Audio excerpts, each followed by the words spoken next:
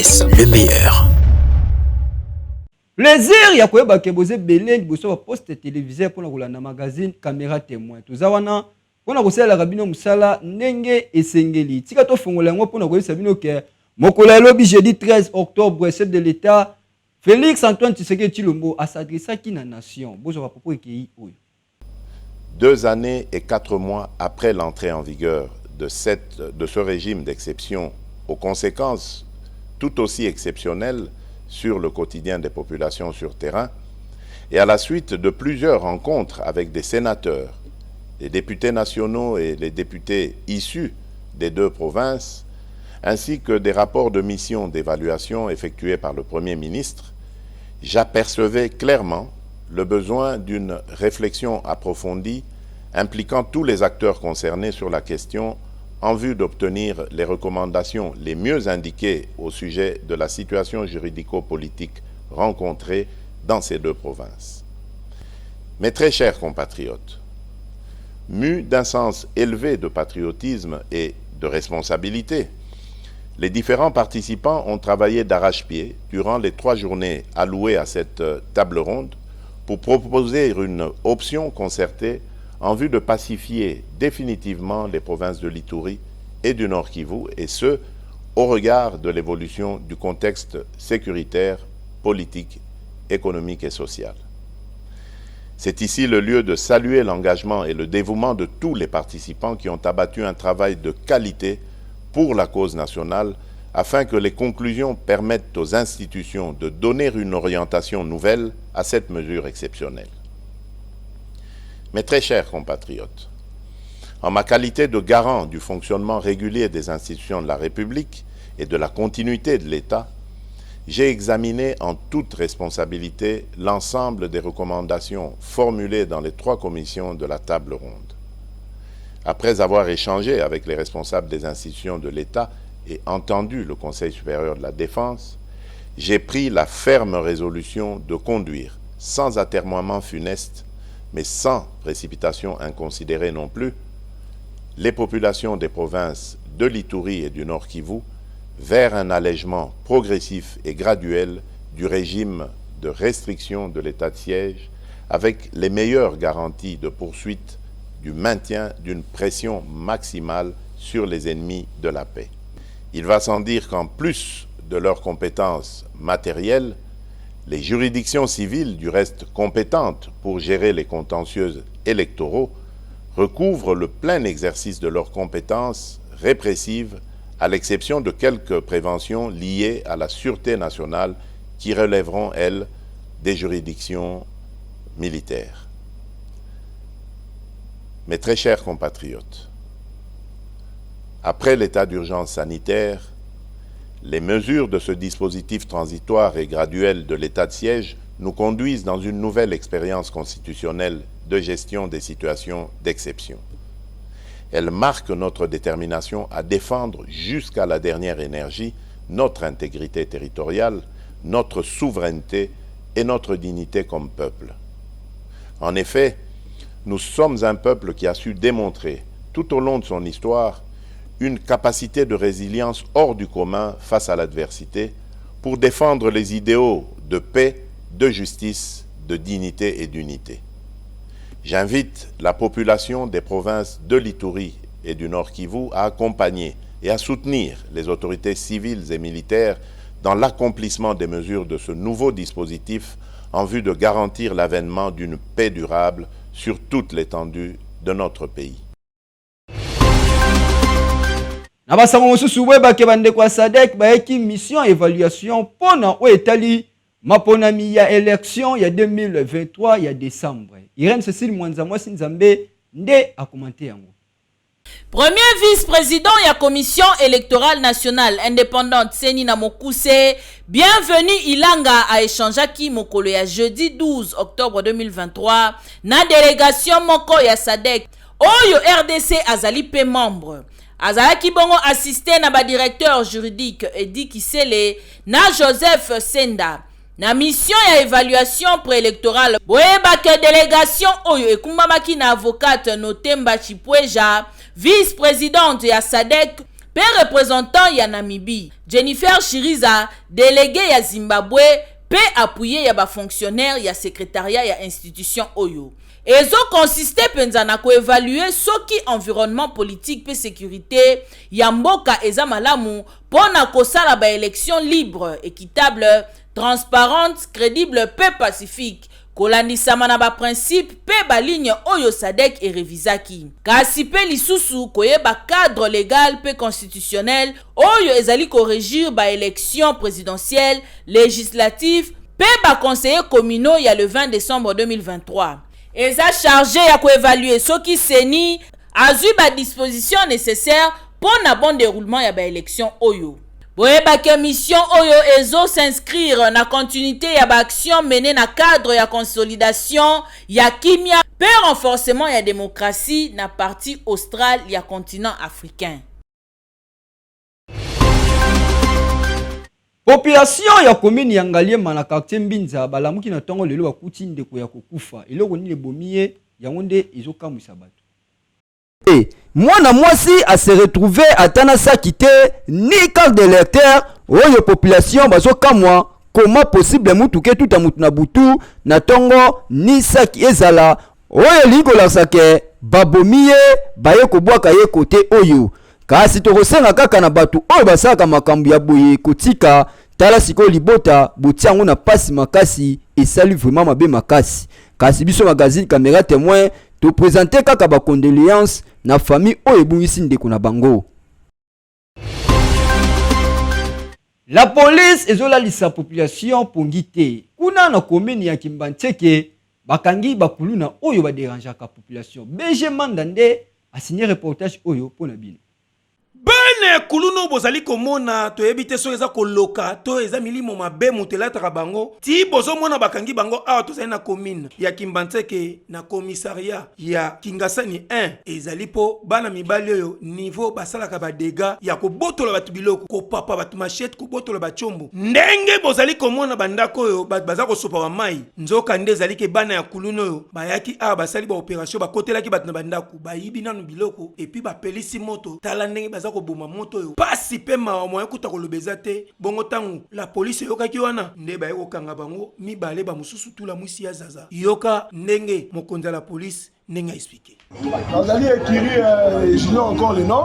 Nous allons traquer la population jour et nuit. Tanga batu na nzela ko botola biloko, ko kata batu ba pota, ko piller ba biloko na bandaku. Donc on en a marre na ba comportement na bango. Bazo kota, bazo piller, bazo bisa biloko. On les a trouvés na ba biloko bazo wa ibena kata ndako. Nde ya moto so pela musala nzoto ba to. Pour que la population la biso va librement na occupation na bango. Awa tokolo bakaka ke bana mibali oyo ti batindaka bango na parquet na ba procureur ko batikaka bango en tout cas na ebite so bazana mitema ou bien bango na ne komela bango to bien bayoka sango teke ba papi ndeko na ye nièce na yo bien cousine na ye moko machette po mukolo komela ye to banziki e uzasu ndenge bango basala ka wana te ya soki bana kuluna ba ye na parquet apesi bango soki 750 soki combien ba pesa ka bango basundoli bango babimi bakei en tout cas pona likambo to senga penza na bakonzi baluka ko s'imprégner na makambo makasi po likambo ya kuluna eleki na M23 sointin dossier ki ezongi na sieliki. Awa na magazine caméra témoin constate salmike na ville province ya Kinshasa ba toilette belé ezalaka na ita moko ya malamu te. Kokamwa ezali ke tilelo na bakwa ebele awa na ville province ya Kinshasa basalela kango kaka yango nini babenga kango toilette ya coup direct na kotanga ba milieu oyo basalela kango te sino bakoloba ke na fingi commune na bango kasi boba ke tilelo boye eza na bakwa ebele awa na ville ya Kinshasa soki otamboli omona ba toilette yango ezalaka ebele tala ndenge ezalaka misusu mwangana misusu kutu eza ya kotoboka oyo soki okoti na mystique ya fourmi omibateli bien te donc bato nyonso baza libanda bakobanda komona yo ya kokamwa mpe ezali lisusu ke la plupart ya ba toilette yango ezalaka kaka bongo ya basak to mpe ya babilamba oyo eza ya mabe makasi soki omibateli bien te maladi ebele ekozanga yo te kaka ndenge boyebi ke ezalaka soki okoti systeme niati telema mbangu mpo soki te retour nini koyebi kaka ekozongeli na nzoto. Toloba lisusu nini kokamwa na ville ya Kinshasa batolati ya boye eza kaka na bamilie oyo ezali reculé. Vraiment eza lisusu batolati oyo normalement batu basengeli bakota lisusu te. Oyo nalobaki te nalobi pe na banzi boyoki.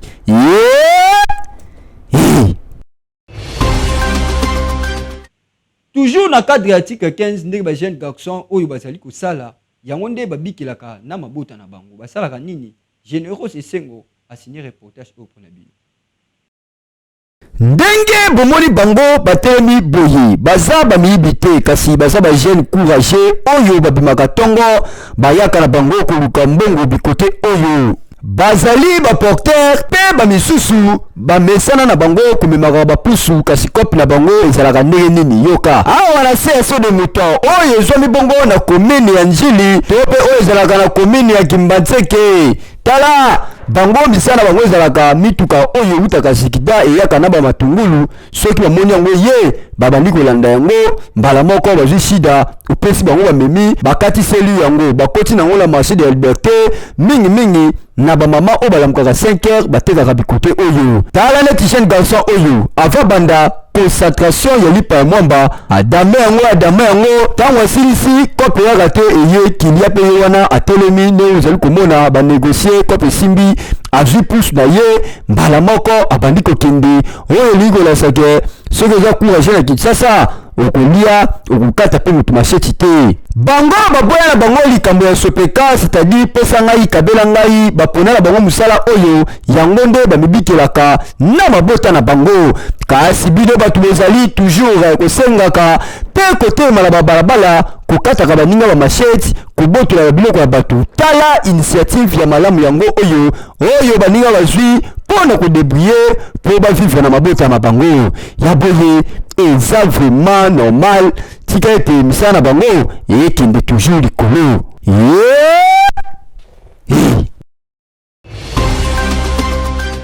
Na santé tika toyebisa bino ke bien fait ya paipai na nzoto ya mutu ezalaka vraiment nini. Irène Cécile Mwanza mwasi nzambe nde asali papier oyo po na bino bola.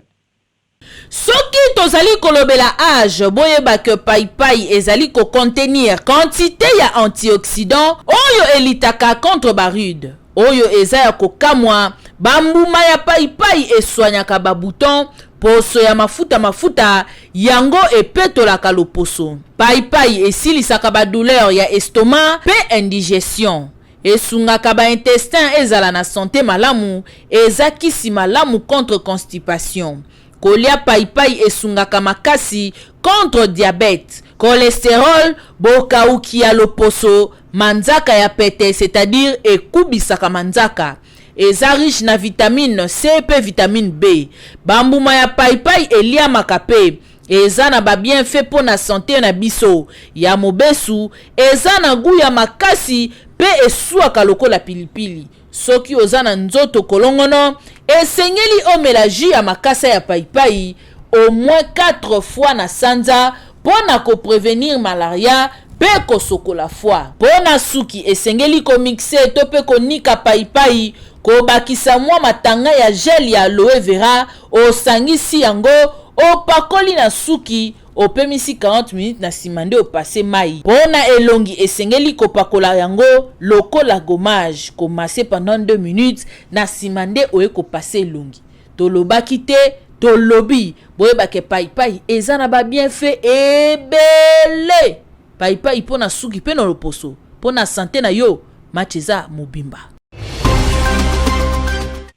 Awa nde na komi na suka ya présentation ya édition ya Mukwalelo. Bopesa merci na Irène Cécile Mwanza mwasi nzambe ozo tama la l'aise na presse na ndenge moko kusarana te na sima ya caméra ekomama ki vrai kitoko epa ya Généraux Esengo kasi bopesa su merci na mutu oyo asali bino montage pe alignement po tout mona na kitoko ngana bino na bandako Abel Kasongo balobi les réalisateurs conscients kasi toloba susu nini ngana komi na suka awa biso toloba kaka boye Nzambe batikala jamais komeka ye so ozomeka nga ozomeka nde Nzambe kasi toyebi déjà ke oza na okukumbele tika kopanza zala oyo ndeka salaki po abomba bana na ye na tango ya mvula soki eza pete yo pe sala yo tota nde nini kozala bondi vukulu Sephora Lema eske nakosi